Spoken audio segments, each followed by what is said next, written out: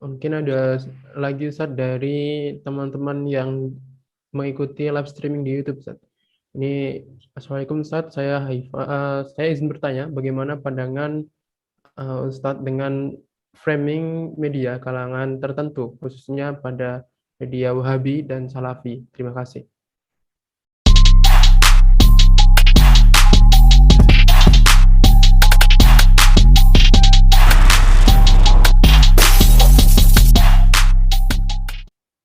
Iya, iya makanya seperti yang saya sampaikan, kalau umat Islam di framing itu yang salah orang Islam. Kalau Israel Palestina perang, terus Palestinanya kalah, itu Palestinanya yang salah. Karena apa? Karena kalau pihak yang benar itu dikalahkan, maka itu salah. Kalau kita misalkan mengklaim, menyatakan, menjudge bahwa misalkan Israel salah dan Palestina benar, kemudian kita mengetahui bahwa Palestina kalah perang, maka berarti Palestina salah. Karena kebenaran telah dikalahkan dan kebenaran yang kalah itu salah. Kalau ada umat Muslim yang kemudian di frame ini Wahabi, ini Salafi, ini begitu begini dan sebagainya, ya berarti orang itu, kelompok itu gagal untuk menciptakan frame untuk dirinya sendiri sampai dia diciptakan frame sama orang lain. Kan seperti itu ya. Jadi kalau Wahabi misalkan dicap radikal, kenapa? Karena di frame sama media, ya tanyakan kepada Wahabi kenapa mereka nggak bisa menciptakan media yang bisa mengimbangi frame itu. Kan seharusnya frame itu diciptakan sama diri mereka sendiri, pencitraan itu oleh diri mereka sendiri, bukan oleh pihak lain. Begitu. Nah, terkait dengan Wahabi, Salafi, dan hal-hal yang semacam itu, kita harus melihat bahwa Wahabi itu adalah kelompok yang taat terhadap pemimpin, mereka tidak mau berontak, karena gagasan landasan pemikiran mereka itu adalah sikap Ahmad bin Hambal, yang sangat lugu, ya dan menghindari konflik seperti itu. Jadi Wahabi itu sama sekali tidak sama dengan HTI yang ingin mendirikan syariat Islam, yang mendirikan kekhilafan Islam, tidak, Wahabi itu tidak seperti itu. Bahkan Wahabi itu tidak galak sebenarnya.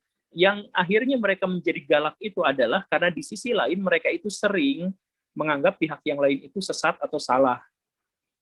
Dan ini banyak sekali kelompok-kelompok ini. Bahkan misalkan gini nih, Ustadz Firanda Andirja itu dikenal sebagai gembong Salafi atau Wahabi di Indonesia.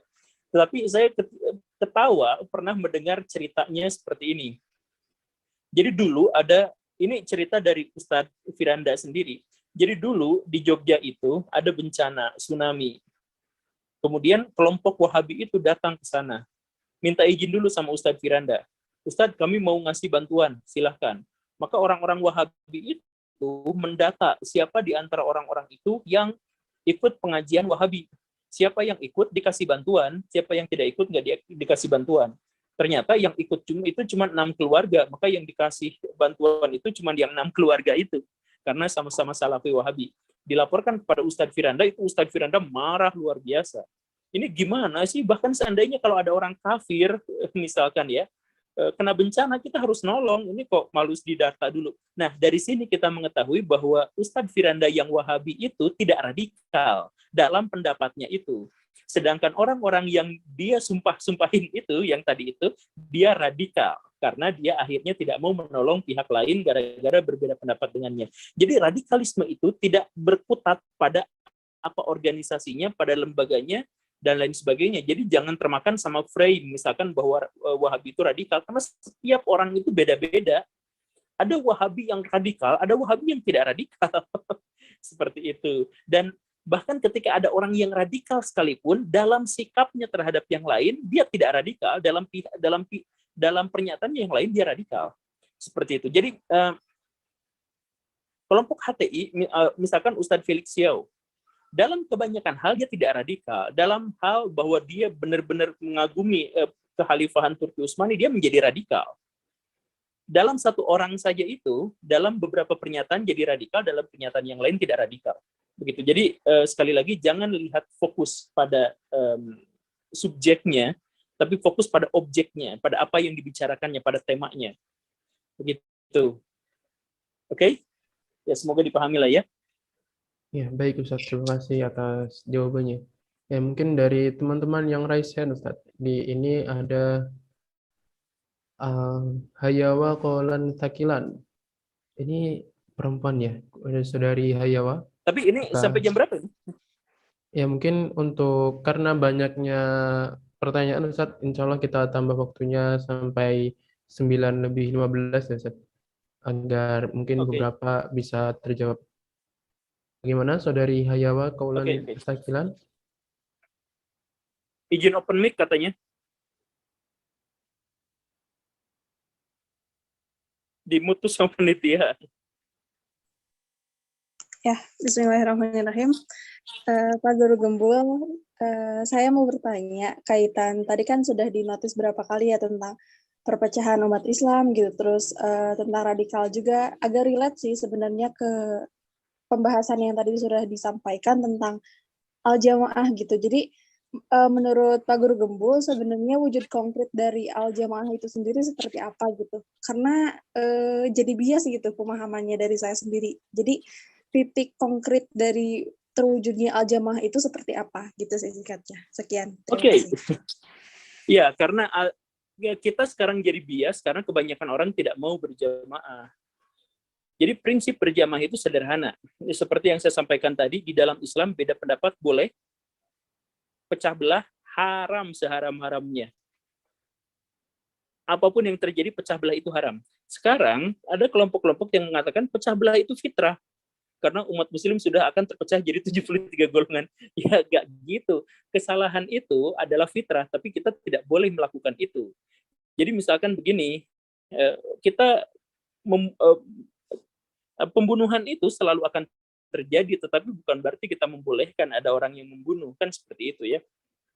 Jadi maksudnya, di dalam Islam itu, berbeda pendapat itu sangat boleh. Kita berbeda pendapat satu sama lain boleh. Yang penting apa? Kita harus kompak ada dalam satu kesatuan, satu jamaah, solidaritas. Kita tetap harus mendukung satu sama lain. Kita harus ada dalam satu nilai yang luhur yang sama, yaitu apa? Tauhid. Begitu. Jadi, misal begini, boleh kita masuk ke HTI, boleh kita masuk ke Wahabi, ke PKS, ke kelompok JIL misalkan, ke Gus Dur, ke apa-apa, untuk menuntut ilmu, boleh. Kemudian untuk membuat tetapi ketika di sana kita akhirnya tidak mau ketemu sama ustadz yang lain, di situ radikal, di situ yang terlarangnya. Jadi kita tetap ada dalam satu jamaah kalau kita masuk NU misalkan, tapi kita baikan sama orang Muhammadiyah. Itu berarti kita ada dalam satu jamaah yang sama, yaitu jamaah Islamiyah. Tetapi kalau kita sudah tidak mau menganggap yang itu sesat, yang itu kafir dan sebagainya, tidak bisa. Lah, tapi kan itu pernyataannya benar-benar salah. Ya, kalau pernyataannya benar-benar salah, ya sebut aja pernyataannya salah, bukan orangnya yang salah. Misalkan kemarin Buya Syakur menganggap bahwa bahwa Siti Khadijah itu Kristen. Saya misalnya terbuka kemungkinan pendapat untuk itu. Dan anggaplah ada pernyataan yang salah ketika misalkan menganggap bahwa di dalam Ka'bah itu ada gambar Yesus misalkan. Buya Syakur mengatakan seperti itu, kemudian saya mengatakan saya tidak setuju. Nah, kalaupun saya tidak setuju, saya tetap menghargai itu. Tetapi ketika itu tidak setuju, misalkan itu salah gitu, misalkan itu sesat, misalkan. Ya sesat itu pendapat pada bagian itunya, bukan orangnya secara keseluruhan. Quraisy Shihab menyatakan jilbab itu gak wajib. Saya mengatakan jilbab itu wajib. Saya katakan orang yang tidak mengatakan jilbab itu wajib itu salah, itu sesat. Tapi pada bagian pendapat yang itunya, jadi orangnya saya tidak akan menganggap orang itu sesat, saya tidak akan menganggap orang itu salah, karena ada lebih banyak ilmu dan pengetahuan yang bisa didapat dari beliau. Begitu. Jadi tetap ada dalam satu jamaah, tetap ada dalam satu kesatuan, tetap ada dalam satu solidaritas, tidak berprasangka buruk terhadap orang-orang yang mengucapkan dua kalimat syahadat. Kalaupun ada yang berbeda pendapat, yang sesat, pada pendapat itu saja. Kita sempitkan pada pendapat itu saja, pendapat-pendapat yang lain terbuka kita untuk menerima atau menolaknya. Jadi Islam al-jamaah itu adalah Islam yang seperti itu. Seperti yang saya katakan tadi, Bilal dan Umar itu beda pendapatnya drastis, hampir dalam semua hal. Dan Umar itu takut sama Abi Bilal. Umar itu garang sama banyak orang, tapi Umar itu takut pada sahabat-sahabat yang dia anggap lebih dekat sama Nabi Muhammad. Jadi sama Bilal itu Umar takut, sama Ali itu Umar takut, sama Abu Bakar Umar itu takut, sama Khalid bin Walid misalkan Umar itu bisa sangat tegas ngelawan gitu.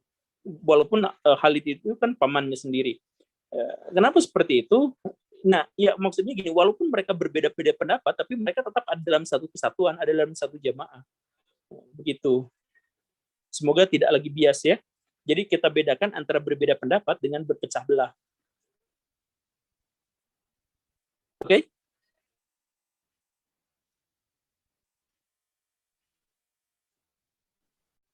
Baik, Ustaz. Udah? Terima kasih banyak atas jawabannya ya, Ustaz.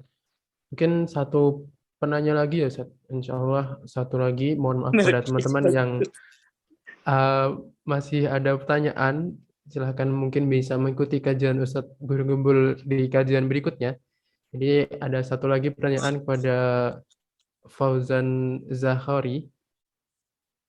Saudara Fauzan Zakhari, bisa silahkan untuk on mic ya.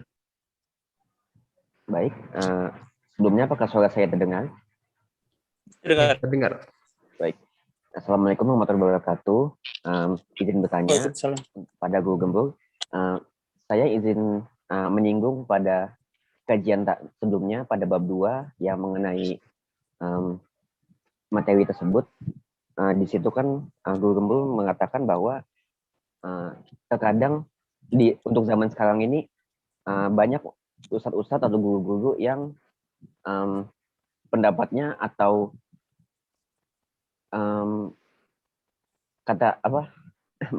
pendapatnya itu berbeda atau bersinggungan dengan yang lainnya. Sedangkan kita sebagai umat muslim sendiri yang masih belajar tentunya masih sangat sulit untuk membedakan untuk mengikuti ustadz yang mana yang sebaiknya patut dicontoh. Dan tadi Guru Gembul juga mengatakan bahwa sebaiknya kita belajar juga sendiri melalui Al-Quran dan hadis. Tetapi saya sendiri pernah mendengar bahwa kita masih membutuhkan guru untuk mengkaji Al-Quran dan hadis karena isinya masih tidak bisa dipahami jika kita tidak memiliki ilmu gitu Ustaz. Jadi sebaiknya bagaimana cara kita memilih guru yang benar untuk diikuti, yang mengikuti prinsip Islam yang sebenarnya gitu. Terima kasih Ustaz. Oke, nah jadi begini. Nah, jadi memang ada orang yang mengatakan bahwa kita jangan langsung belajar pada Quran dan Sunnah karena kita belum mengerti ya.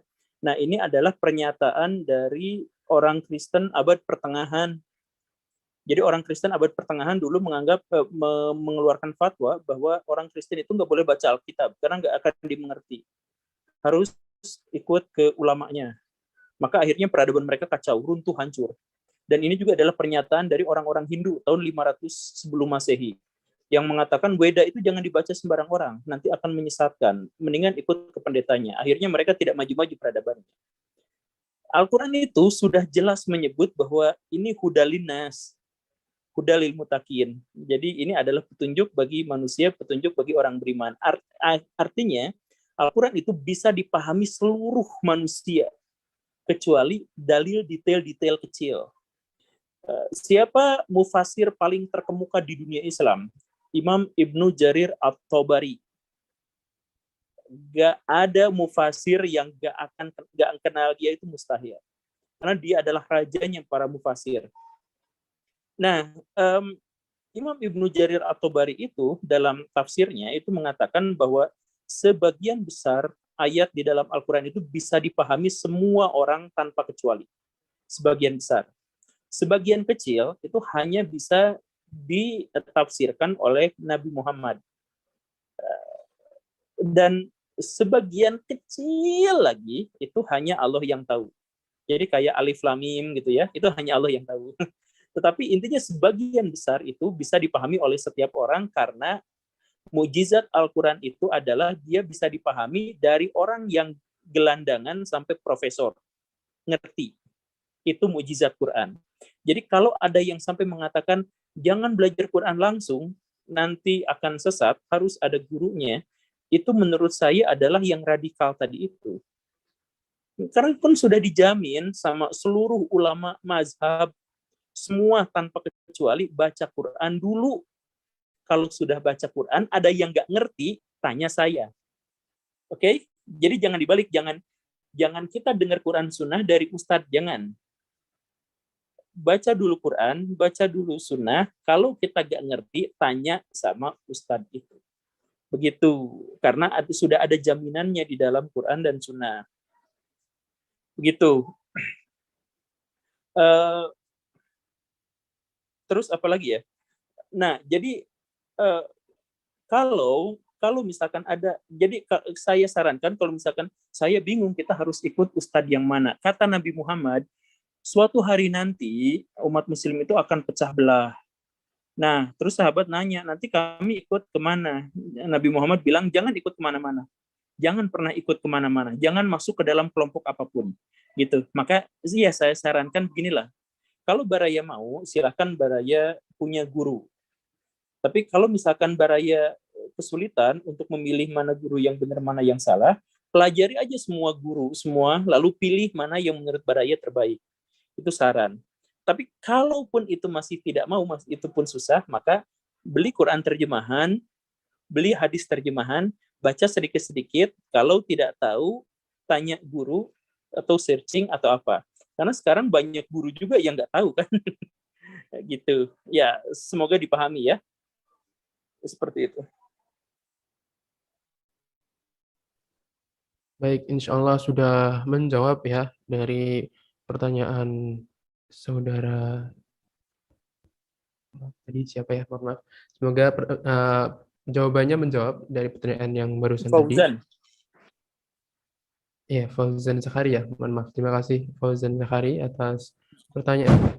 Jadi sekali lagi saya ucapkan mohon maaf kepada teman-teman yang ingin bertanya, yang sudah raise hand maupun bertanya melalui kolom chat, karena waktu yang terbatas kita cukupkan sesi tanya jawab kita pada malam hari ini. Semoga kajian kita pada malam hari ini dapat menambah sudut pandang kita mengenai apa itu radikalisme dan juga bagaimana kita menyikapinya. Silahkan teman-teman bisa mengambil pelajaran yang sekiranya dari teman-teman sekalian sesuai dan dari teman-teman sekalian bisa ambil dari pelajaran itu tersebut yang telah disampaikan. Mungkin sebelum kita tutup ada closing statement dari Ustadz Guru Gembul.